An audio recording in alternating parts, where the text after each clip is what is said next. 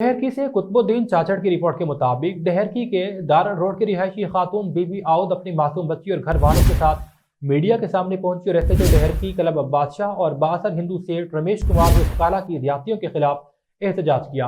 उन्होंने कहा कि उनकी बेटी प्रिया कुमारी जो हिंदू मोहल्ले सतरामपुरी कॉलोनी से घर आ रही थी कि आवारा कुत्तों के खौफ से सेठ रमेश लाल के घर के करीबी दीवार के साथ गुजरी।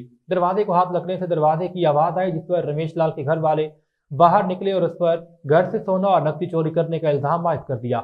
एसएचओ डहरकी ने तहकीकात करने के बजाय बासर हिंदू सेठ रमेश लाल की हिमायत पर उनकी मासूम बेटी को गिरफ्तार कर लिया।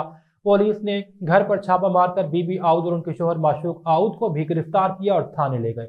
उन्होंने कहा कि सर्दी के सख्त रात में लॉकअप में रखा गया। सुबह के वक्त उनकी बेटी प्रिया को सोना और नकदी वापस करने की शर्त पर छोड़ा गया, जबकि उनके शोहर को लॉकअप में रखा गया। उन्होंने कहा कि हमने एसएचओ से इल्तिजा की कि उनकी बेटी बेकसूर है, वो सेठ रमेश कुमार को सुलह के लिए तैयार है, लेकिन एसएचओ ने एक न सुनी। रिहा करने के बाद भी धमकियां देता रहा।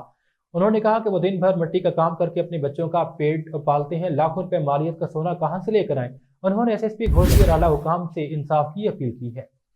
मुंहिंजो बेबी मुंहिंजे थाने में छा नालो मुंहिंजो माशूक। असां ग़रीब आहियूं, असां ओड आहियूं, असां सॼो ॾींहुं मिटी जो कमु कंदा आहियूं। मुंहिंजी न्याणी वई आहे शहर, इहा जो टपी आहे कुतनि जे भोग छड़ो दर खे हथु लाथो अथसि, जीअं कुता निकिता आहिनि इहा भॻी आहे वठी।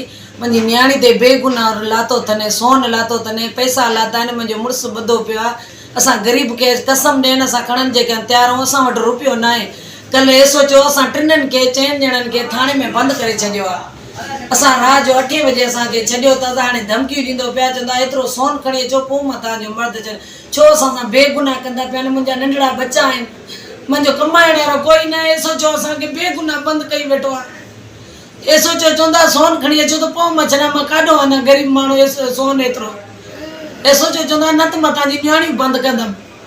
हाणे खे अंदरि वतियूं बोतलां पीआईंदो वेठो। असां ग़रीबनि जी ॿुधंदो ई न आहे। असां हिकिड़ो लफ़्ज़ कढंदा आहियूं असांखे दड़का ॾींदो आहे, वठी पुलिस वारा ईंदा आहिनि दूए असांखे दड़का ॾींदा पिया आहिनि। एसो जो डेरकी वारो हिते बंदि कयो अथसि असां ग़रीबनि खे। चांवर छोला हलाईंदो आहे, कालियो करे छॾींदा आहिनि। लातो इन ते असां वटि कुझु बि न आहे। असां ग़रीब आहियूं, असां वटि को टको बि न आहे। असां मिटी जो कमु कंदा आहियूं, असां ग़रीब आहियूं। खणी को ॿियो वेंदो हूंदो, छड़ो मुंहिंजी न्याणी उते छड़ो भॻी आहे कुतनि को, इन ते इल्ज़ाम लाथो अथनि। असां ग़रीब आहियूं, भाउ असांखे पंहिंजो हक़ु मिले। असां छो असां सां अहिड़ो एसो जो कमु कंदो पियो आहे। वाणियुनि खे वतियूं अंदरि वेठो आहे, असांखे असांजी ॻाल्हि बि नथो ॿुधे। उनखे असां इहा अपील ॾींदासीं, बाबा मां हाणे घोटकी बि वेंदमि, मीरपुरी वेंदमि, मां मथे वेंदमि। मां ग़रीब छा करे सघां थी, मां वटि हुजे त मां हेतिरी दुनिया ॾियां। जॾहिं असां खई न आहे त असां छा करूं, त कीअं असां मनो।